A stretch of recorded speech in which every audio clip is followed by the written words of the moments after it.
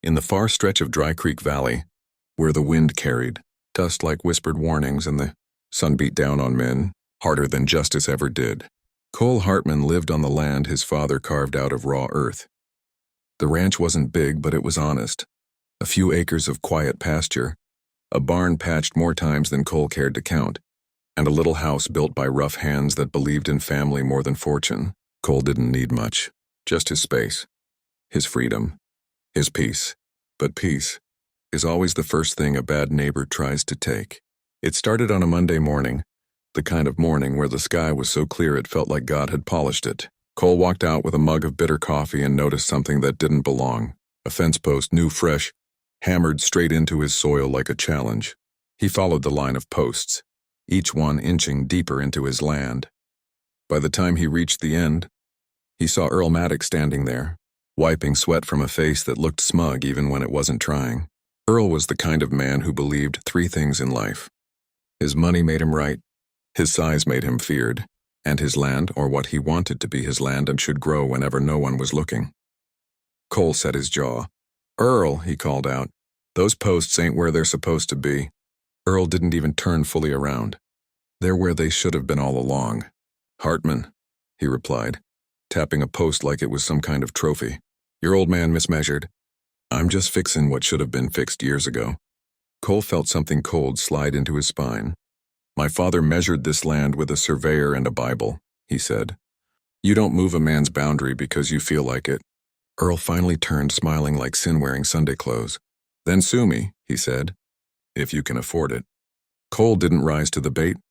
Rage wasn't his way, but he walked the entire fence line again, measuring with his eyes, with memory, with the quiet fury of a man watching another carve into his heritage. By noon, Earl's men had sunk 10 more posts. By sundown, half of Earl's fence stood boldly inside Cole's rightful land. Cole didn't sleep that night, not because of fear, but because of insult. A man can lose a fight, but he cannot lose respect. He stared at his ceiling, listening to the coyotes cry, wondering how far a petty man would go if someone didn't stop him early. And when dawn broke over Dry Creek Valley again, Cole made his choice. If Earl Maddox wanted a fight over sunlight and soil, then Cole Hartman would give him a wall tall enough to cast a shadow over his pride. Cole Hartman rode into Dry Creek town the next morning with the dawn still rubbing sleep out of its eyes. The sheriff's office sat crooked between the saloon and the old telegraph shack, its porch boards creaking like they, too, had complaints waiting to be heard. Sheriff Amos Granger looked up from paperwork when Cole stepped in. Amos was a patient man, slow-moving, steady-spoken, but even he frowned when Cole laid out the problem. "Earl Maddox moved his fence a full yard into my land," Cole said. "And he's building fast." Amos scratched his beard. "Earl's been stirring trouble for years. You got proof he crossed the boundary?" Cole nodded. "My father's old land deed, and the county survey from '83. Amos leaned back. "That should be enough to make him move it. Unless Earl's thinking, the law won't slap a man who's got money to make it sting." Cole knew that truth. Earl didn't respect the law. He bought it breathing room. But Amos surprised him. "I'll ride out at noon. If the fence is in your land, Earl's getting an order to tear it down." Cole tipped his hat with relief, small but real. By noon, the two men rode toward the fence. Dust trailed their horses.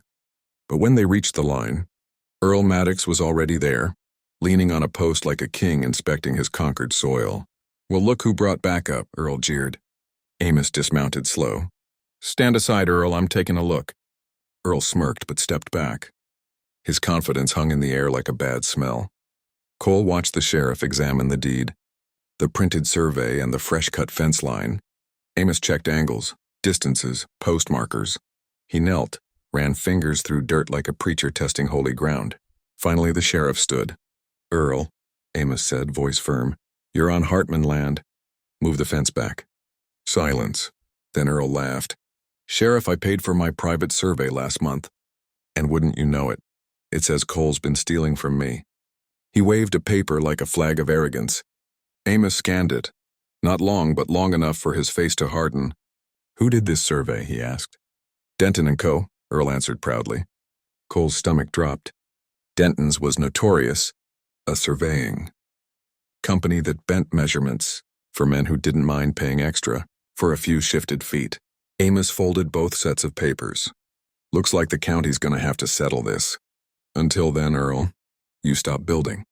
Earl put both hands on the fence and leaned close to Cole. What's wrong?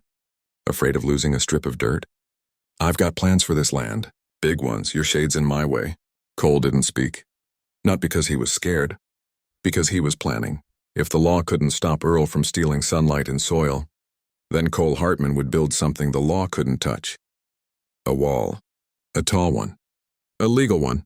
A wall that would turn Earl Maddox's kingdom into a cold, forgotten shadow. Cole Hartman didn't strike back fast. Fast revenge is loud, messy, easy to tear apart. But slow revenge?